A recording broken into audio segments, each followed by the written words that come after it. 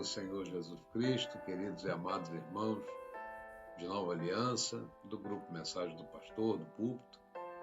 Muito bom dia a todos vocês que me acompanham pelo canal do YouTube. Quero desejar a você um dia alegre, feliz, pleno, um dia abençoado, guardado no amor e na graça do Senhor Jesus Cristo. Amém, queridos? Amados, tem ardido muito no meu coração,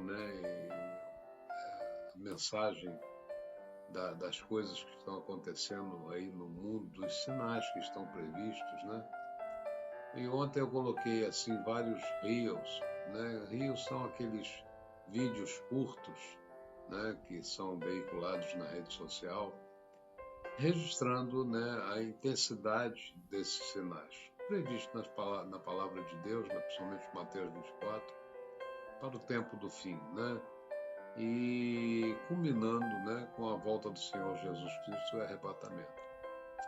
E é sobre esse assunto, que eu considero grave, urgente, que eu desejo falar ao teu coração neste dia, Quando a gente olha o livro de Apocalipse, principalmente Apocalipse 3, que é o que eu estava meditando, o Senhor Jesus ele fala à igreja de Filadélfia com palavras que eu creio para nós também, E ele diz assim: eis que venho sem demora, guarda o que tens para que ninguém tome a tua coroa. Imagina, Imagina que você ganhou um presente muito especial. Eu sempre coloco, esse exemplo nas minhas mensagens.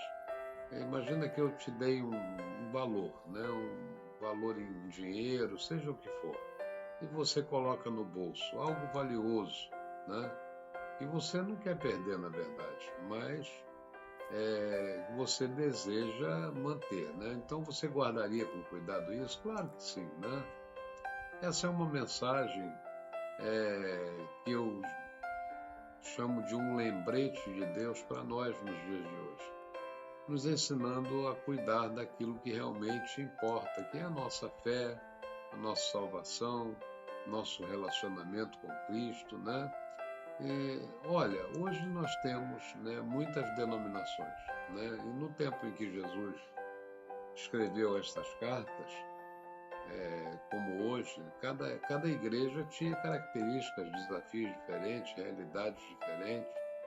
Filadélfia era uma das menores, e mais pobre das 7 igrejas. Ela ficava numa região que tinha muito terremoto, seus habitantes viviam com certa instabilidade, A comunidade cristã ali, segundo a informação bíblica, era pequena e enfrentava a oposição da sinagoga de Satanás. O que era a sinagoga de Satanás? Eram aqueles judeus que rejeitavam Jesus e perseguiam os crentes, Hoje, nós sabemos, existem muitas Filadélfias espalhadas pelo mundo, principalmente na África, Nós vemos aí notícias de perseguição e até de martírio, de cristãos. A igreja de Filadélfia era pequena, era uma igreja com pouca força, mas tinha uma característica: ela era fiel.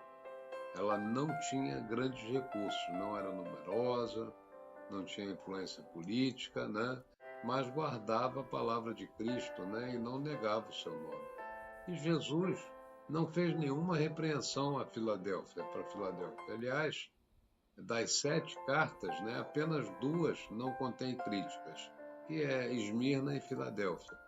Ambas eram igrejas pobres, perseguidas, e ambas recebem apenas encorajamento da parte do Senhor.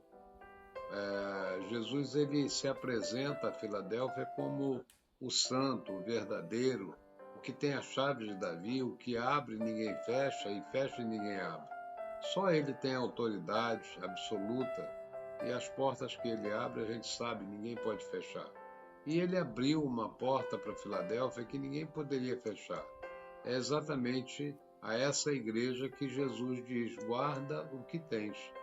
Não é um pedido para conquistar mais, para fazer mais, para crescer mais, não. Mas eu entendo que foi um chamado para proteger o que já havia recebido, Então, por que nós recebemos esse chamado também. Eu entendo que esse chamado é para nós. Porque existe um inimigo querendo roubar, existe um mundo querendo distrair, existe uma coroa, né, em jogo, e ele diz: guarda o que tens. O que exatamente Jesus manda guardar? O contexto, né, indica que é a fé verdadeira, a palavra de Cristo guardada, o nome de Jesus não negado, né? Mas eu entendo que a gente também pode expandir isso para tudo que recebemos quando nos tornamos filhos de Deus. Primeiro, temos a salvação, a vida nova que o Senhor Jesus nos deu quando o aceitamos, quando o recebemos como Salvador. É como se nós tivéssemos nascido de novo como filhos de Deus e ganhando um lugar garantido no céu, né? Essa nova vida, amados, traz muitas bênçãos, principalmente o perdão dos nossos pecados, paz com Deus, certeza de que Ele está sempre conosco.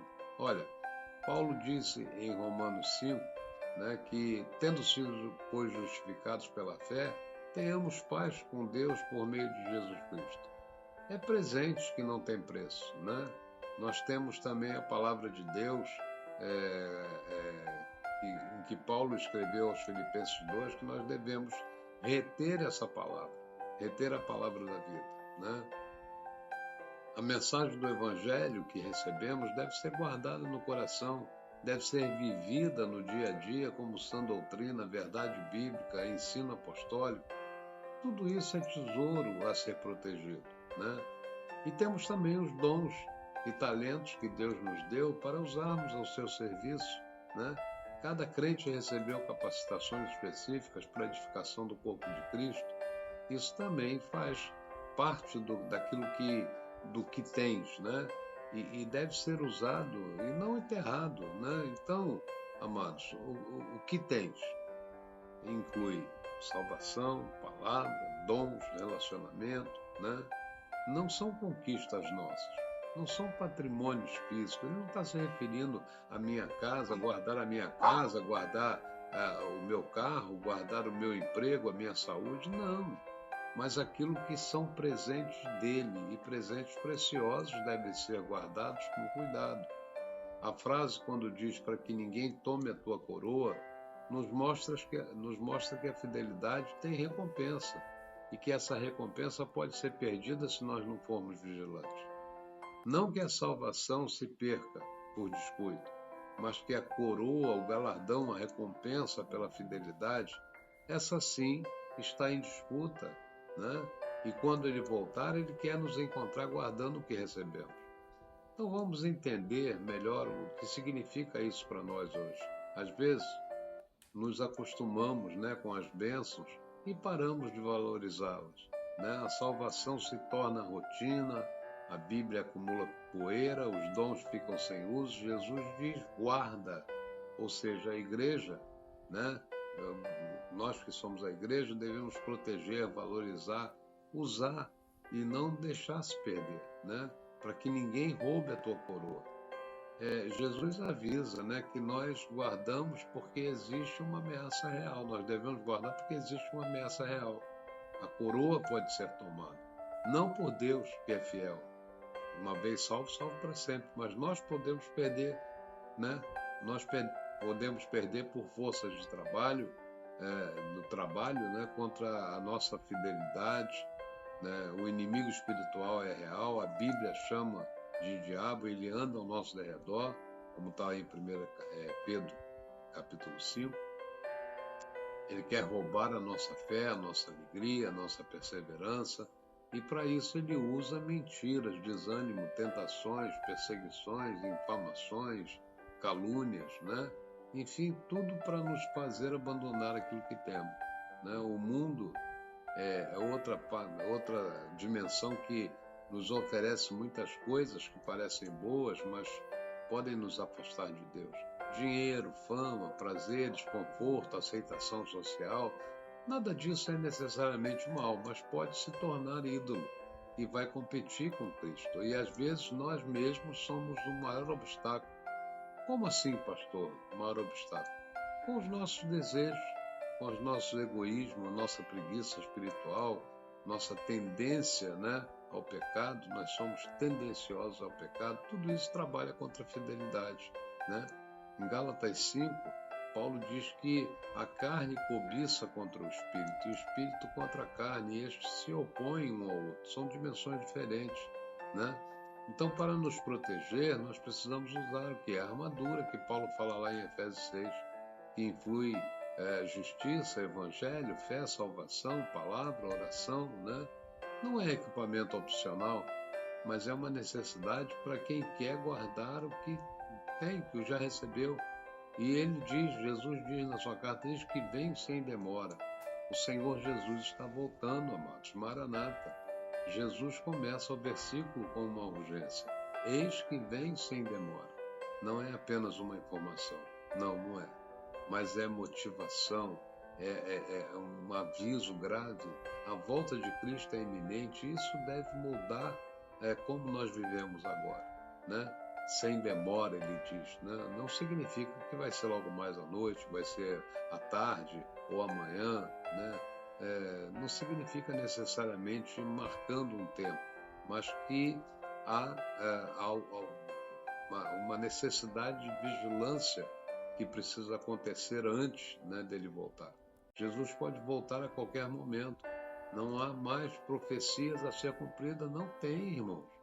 A situação está muito intensa, né? As coisas estão acontecendo assim quase que diariamente, né? Tudo já está sendo cumprido para o arrebatamento da igreja, creia nisso, né? Ele pode vir hoje.